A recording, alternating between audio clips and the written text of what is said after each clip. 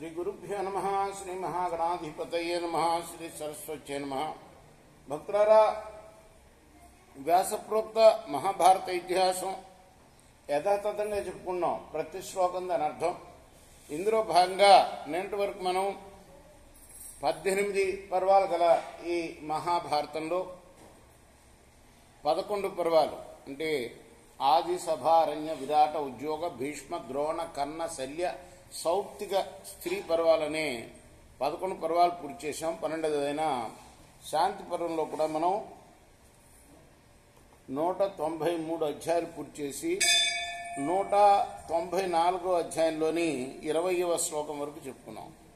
ఈ రోజున 21 నుండి కొనసాగిద్దాం. కొనసాగించే ముందు వ్యాస భగవాను ప్రార్థన చేసుకుందాం. వ్యాసాయ విష్ణు రూపాయ వ్యాస రూపాయ విష్ణవే నమో వై బ్రహ్మనిదయే వాసిష్ఠాయ నమో నమః. నారాయణం నమస్కృత్య నరం చైవ నరోత్తమం దేవీం సరస్వతిం వ్యాసం తతో జయముదీరయేత్. అంజనానందనం వీరం జానకీ శోకనాశనం కపీశమక్షంతారాం వందే లంకాభయంకరం. సదా నింబవృక్షస్య మూలాధివాసాత్ సుధాశ్రావిణం తిక్తమప్యప్రియంతం తరుం కల్పవృక్షాదికం సాధయంతం నమామీశ్వరం సద్గురుం సాయినాథం. సమర్థద్గురు సాయినాథ్ మహారాజ్ కీ జై. అధిష్టానాని బుద్ధేర్హి పృథగర్ధాని పంచధా ఇంద్రియాణీతియాన్యాహు తాన్యదృశ్యో అధితిష్టతి.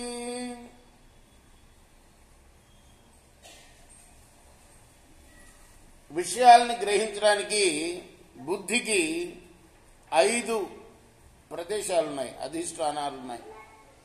వాటిని మనం ఇంద్రియాలు అంటాం. అదృశ్యంగా ఉన్నా కూడా జీవుడు ఇంద్రియాలకి ప్రేరకుడు ఆయనే. జీవుడే ప్రేరకుడు.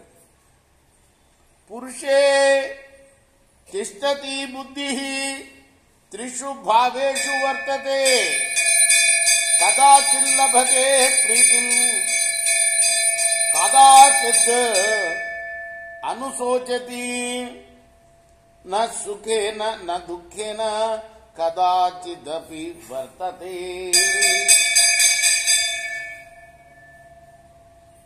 బుద్ధి జీవాత్మను ఆశ్రయించి 3 భావాల్లో ప్రవర్తిస్తుంది. ఒకప్పుడు ఆనందిస్తుంది, ఒకప్పుడు బాధపడుతుంది, ఒకప్పుడేమో సుఖ దుఃఖాలకు అతీతంగా మోహ పరవశమై ఉంటుంది. ఈ విధంగా 3 భావాల్లో ప్రవర్తిస్తుంది బుద్ధి. ఏవన్నరాణాం మనసి త్రిషు భావేష్వస్థిత సేయం భావాత్మికా భావాన్ త్రినేతాన్ అతివర్తతే సరితాన్ సాగరో భర్త మహావేలామిమోన్మిమాన్. ఈ రీతిగా బుద్ధి మనుషుల యొక్క మనసుల్లో 3 భావాలుగా నిలిచి ఉంటుంది. భావాత్మకమైన ఈ బుద్ధి ఈ 3 భావాలని కూడా అతిక్రమించి కూడా సమాధి స్థితిలో నిలవగలుగుతుంది. అది ఏమిటయ్యా అంటే, నది వల్లభుడైన సాగరుడు తన అలలతో తీరాన్ని దాటడం వంటిదనమాట. మామూలుగా అలలు ఏం చేస్తాయి, మళ్ళీ సముద్రంలోకి వెళ్ళిపోతూ ఉంటాయి ఒడ్డును కొట్టుకొని. ఒక్కోసారి అది ఏం చేస్తుంది, పైకి కూడా వచ్చేస్తాయి. సో అతిక్రమించడం అన్నమాట. బుద్ధి యొక్క భావాన్ని అతిక్రమించి అదేమవుతుందయ్యా అంటే సమాధి స్థితిలో నిలవగలుగుతుంది. అతి భావగత బుద్ధి భావే మనసి వర్తతే ప్రవర్తమానంతు రజః తద్భావన్ అనువర్తతే. సుఖ దుఃఖ మోహాల్ని అతిక్రమించిన బుద్ధి భావాత్మకమైన మనస్సులో సూక్ష్మ రూపంలో ఉంటుంది. సమాధి నుండి లేచిన తర్వాత ప్రవృత్తి రూపమైన రజోగుణం బుద్ధిని అనుసరిస్తుంది. ఇంద్రియాణి సర్వాణి ప్రవర్తయితి సా తదా తతః సత్వం తమో భావః ప్రీతియోగాత్ ప్రవర్తతే. రజోగుణంతో కూడిన ఆ బుద్ధి ఇంద్రియాలని నడిపిస్తుంది. దాని నుండి విషయ సంబంధం వల్ల ప్రీతి, ఆసక్తి దోషం వల్ల తమో గుణం ఏర్పడతాయి. ప్రీతి సత్వం రజః శోకః తమో మోహస్తు తే త్రయః ఏ ఏ చ భావా లోకేస్మిన్ సర్వేష్వేతేషు వైత్రిషు. ప్రీతి అనేది సత్వగుణం యొక్క కార్యం. ఇక రజోగుణం యొక్క కార్యం ఏమిటయ్యా అంటే శోకం. తమో గుణ కార్యం మోహం. లోకంలోని భావాలన్నీ కూడా ఈ మూడింటిలోనే అంతర్భవిస్తాయి. ఇది బుద్ధి గతి సర్వా వ్యాఖ్యాత తవ భారత ఇంద్రియాణి చ సర్వాణి విజేతన్యాని ధీమత.